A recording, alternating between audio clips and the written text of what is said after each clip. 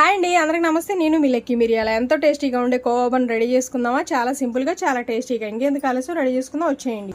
Stove on చేసి ఇలా మందపాటి గిన్నె పెట్టుకొని పాలు వేసుకొని కాగబెట్టుకోవాలండి. పొంగిపోకుండా కాగబెట్టుకోవాలి. ఇలా మందపాటి గిన్నె పెట్టుకుంటే మాడకుండా ఉండిద్ది. అడుగు అనేది అడుగు పట్టకుండా ఉంటాయి పాలు అనేవి. మధ్య మధ్యలో ఇలా పొంగిపోకుండా అంచులమ్మటేమీ లేకుండా ఇలా కలుపుతూ ఉడికించుకోవాలి పాలు అనేవి.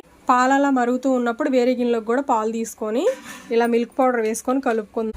ఇలా ఉండలేమీ లేకుండా పాలు కలుపుకున్నాం కదా, మనం పాలపిండి ఇలా పాలల్లో వేసుకొని కలుపుకుందాం. పాలు కూడా చక్కగా మరిగినాయి.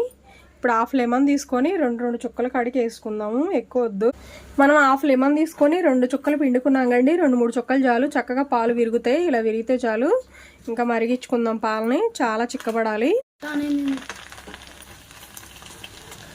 షుగర్ వచ్చేసి హాఫ్ గ్లాస్ వేసుకుందాం. ఇలా దగ్గర పడ్డాక షుగర్ వేసి ఇలా కలుపుకుంటూ ఉడికించుకుందాం లో ఫ్లేమ్లో పెట్టేసి. మనకి కోవా ఇలా దగ్గరికి వస్తే చాలు, స్టవ్ ఆఫ్ చేద్దాం. మనకి ఇలా బన్నులు బయట దొరుకుతాయండి. అదే బేకరీ షాపుల్లో బన్నులు తెచ్చుకొని ఇలా కట్ చేసుకోవాలి. మనం ఈ 4 బన్నుల్ని ఇలా కట్ చేసుకున్నాం కదా, ఇలా కట్ చేసుకోవాలి. ఇలా కట్ చేసుకొని ఇప్పుడు మనం తయారు చేసిన కోవా ఉంది కదా, ఈ కోవా వచ్చేసి ఇలా పెట్టేసుకుందాం. ఇలా ఫుల్గా కోవా పెట్టేసుకుందాం. ఇలా అన్నిటిలో మనం కోవా పెట్టుకుందాం. ఎంతో టేస్టీ అయిన కోవా బన్ అయితే రెడీ అయిందండి. వీడియో నచ్చిందా? లైక్ చేయండి, షేర్ చేయండి, సబ్స్క్రైబ్ చేయండి.